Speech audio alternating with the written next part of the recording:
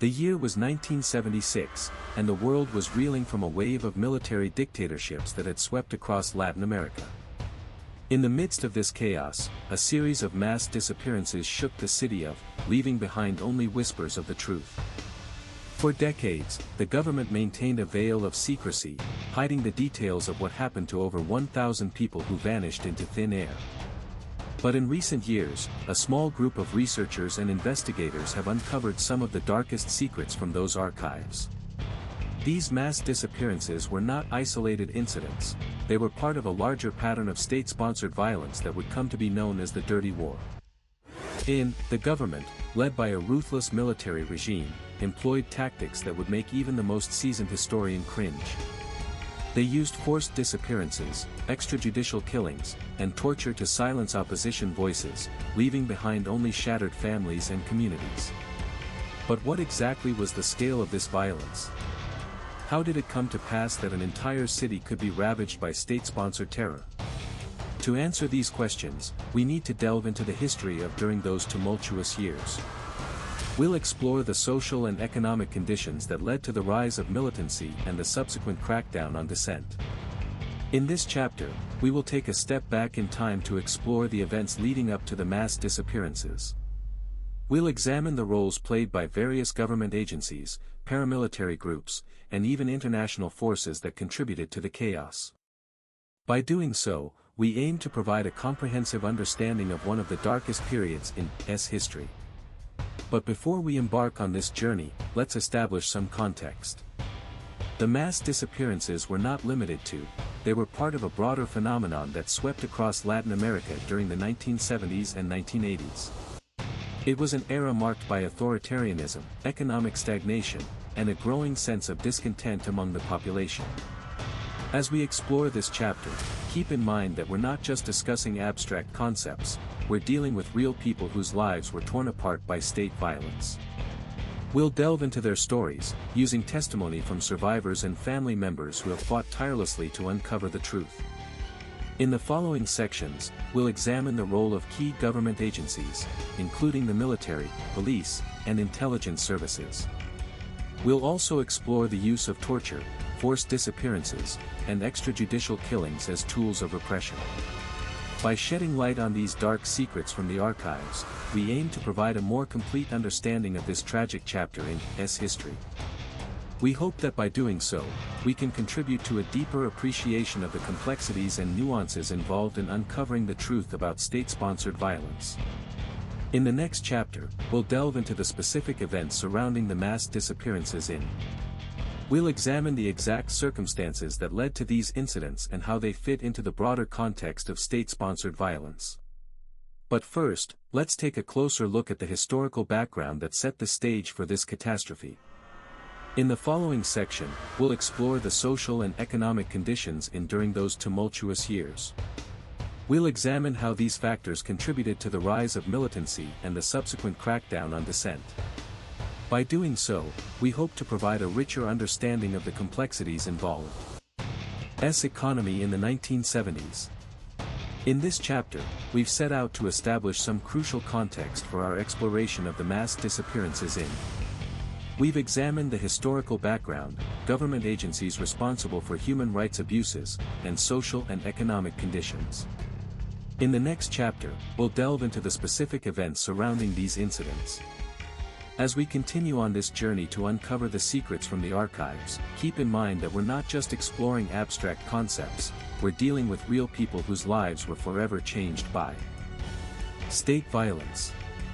We'll examine their stories, using testimony from survivors and family members who have fought tirelessly for truth. In the aftermath of the mass disappearance the government faced immense pressure to provide answers and explanations. However, as we've seen in previous chapters, the truth was far more complex and sinister than initially reported.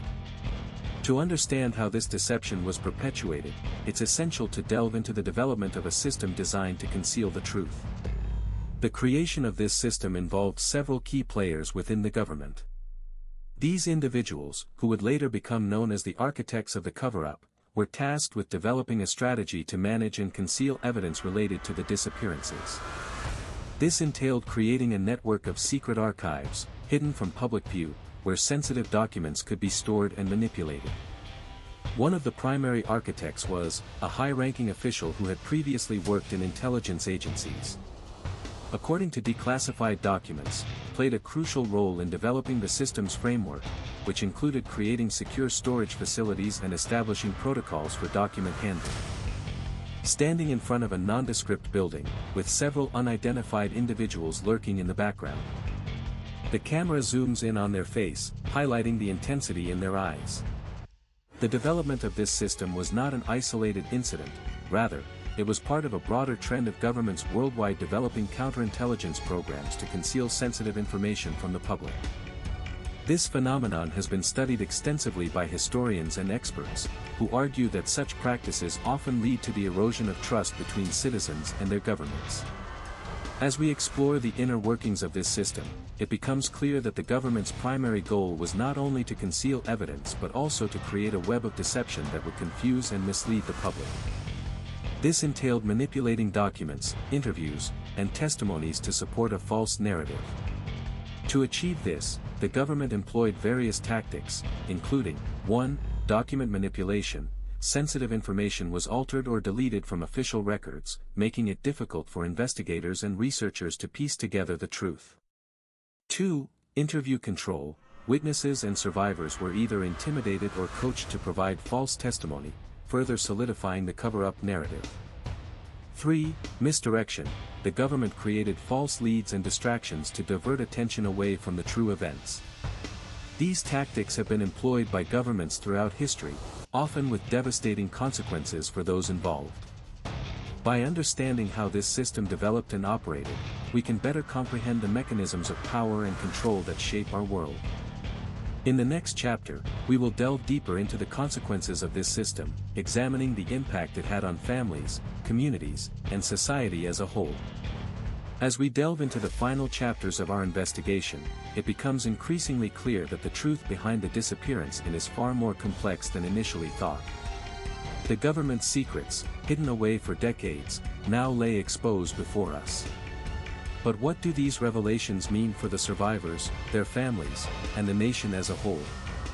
The Disappearances en masse, or mass disappearance, was a phenomenon that shook the very foundations of. It began in the late 1970s, during a time of great social unrest and government crackdowns. The military dictatorship ruled with an iron fist, suppressing any form of dissent or opposition. Those who dared to speak out against the regime were often silenced forever. The disappearances were not isolated incidents but part of a larger pattern of state-sponsored violence. The government security forces would abduct individuals suspected of being subversives or opponents of the regime. These people would then be taken to secret detention centers, where they faced brutal interrogation and torture. But what drove these individuals to such extreme actions? Was it a desire for power, control, or something more sinister? To understand this, we must delve into the historical context of during that period. The country was experiencing rapid economic growth, but social inequality and poverty were on the rise. The military dictatorship exploited these divisions to consolidate its power. The government's actions can be seen as a form of state-sponsored terrorism. By suppressing dissent and opposition, the regime aimed to maintain control and preserve the status quo. This was not just a matter of politics but also one of economics.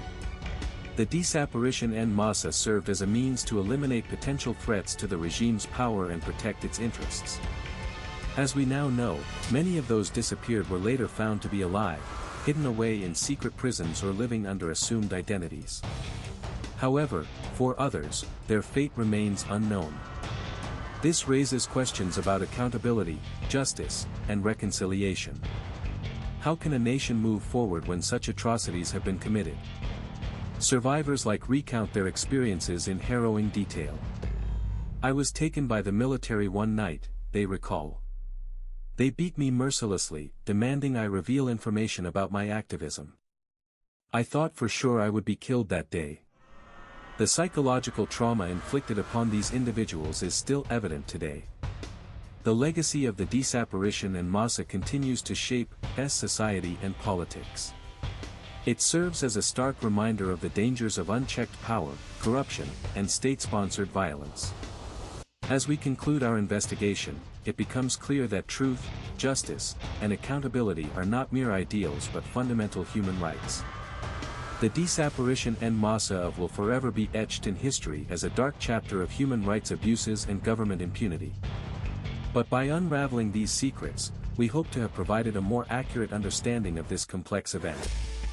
As we close this chapter, we invite you to reflect on the lessons learned and the continued struggle for truth, justice, and accountability in and beyond.